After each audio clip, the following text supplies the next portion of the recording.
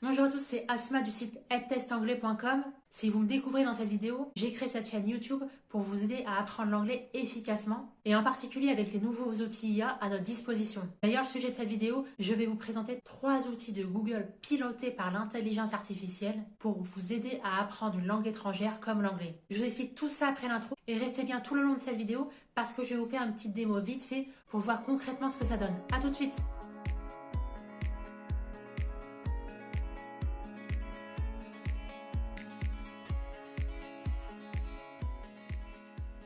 Donc pour y accéder, vous devez d'abord vous rendre sur le site du labo IA de Google, labs.google. Et déjà, vous pouvez constater qu'il y a énormément de programmes qui sont classés par catégorie. Donc là, la catégorie qui nous intéresse, c'est Little Language Lessons. Vous pouvez voir qu'il y a 3 interfaces de disponibles, 3 nouveaux outils IA d'apprentissage des langues. Le premier outil qu'on va explorer, c'est Tiny Lesson. Et vous allez voir que c'est largement l'outil IA que je préfère ici. Donc voilà concrètement comment ça se présente.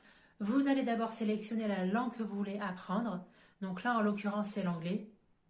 Je vous recommande de mettre comme langue English UK. Pour anglais de l'Angleterre, c'est l'anglais standard en fait. Et là, vous allez renseigner le type de vocabulaire que vous voulez apprendre.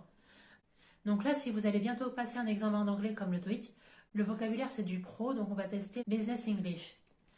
Donc appuyez sur Entrée, attendez le chargement de la page. Et là, vous allez voir apparaître 3 grandes parties. Une liste des principaux mots et surtout avec le son. Et là, c'est extrêmement pertinent pour vous si vous devez préparer un examen d'anglais où vous devez mobiliser vos connaissances en compréhension orale aussi. Donc là, vous avez une liste de phrases complète avec l'audio. Ça, c'est incroyable, c'est du vocabulaire professionnel. Et enfin, il y a une rubrique à la fin Tips où là, vous avez toutes les difficultés qu'un apprenant peut rencontrer en anglais. Les spécificités propres à la langue que vous êtes en train d'apprendre dans un contexte professionnel. Donc en fait, quelle que soit votre situation, par exemple si vous préparez un voyage à l'étranger, dans un pays anglophone, vous pouvez dès le début renseigner du vocabulaire que vous recherchez. Le petit inconvénient ici, c'est que l'interface n'est pas encore disponible en français, ça l'est uniquement en espagnol et en portugais. Avant de revenir davantage sur cet outil IA qui est mon préféré, je vais revenir très brièvement sur les 2 autres. Donc comme vous pouvez le voir à l'écran, on a Slang Hang.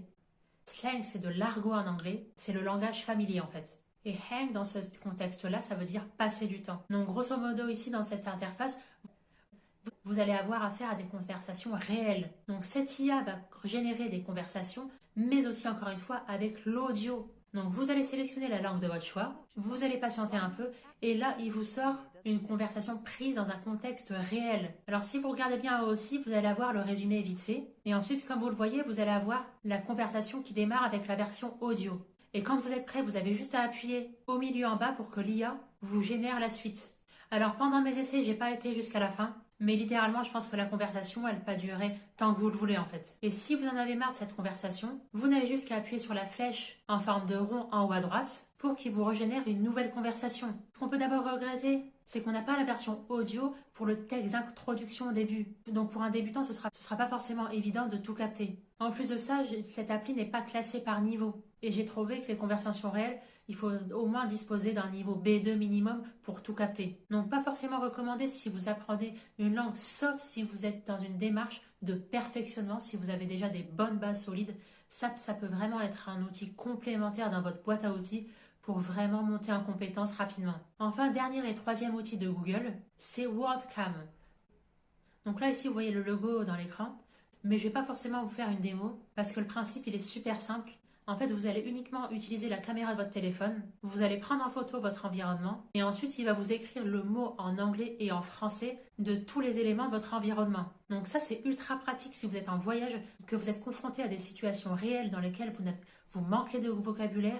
Là, il va vous faire une traduction en temps réel de tout ce qui se passe autour de vous. Ces 2 petits outils, c'est pas forcément mes préférés. Par contre, j'ai vraiment aimé Tiny Lesson. Mais ces outils IA de Google montrent clairement qu'ils sont dans la course aux IA et correspondent, je le pense, à une avancée impressionnante. Mais dernier point de cette vidéo, comme je le précise souvent sur cette chaîne, n'oubliez pas que les outils que vous utilisez, c'est un outil parmi tant d'autres. Pour apprendre une langue efficacement, ne vous reposez pas que sur une seule application, qu'un seul livre. Et si vous avez la flemme de chercher des nouvelles ressources, je fais le boulot à votre place ici. N'hésitez pas à vous abonner à cette chaîne pour être sûr de recevoir mes prochains contenus pour vous permettre d'apprendre l'anglais efficacement et sans perdre de temps. Voilà, j'espère sincèrement que cette vidéo vous aura été utile. N'hésitez pas à me lâcher un petit like avant de partir, ça me ferait très plaisir et ça encouragera mon travail. Voilà, je vous dis à très vite sur edtestanglais.com.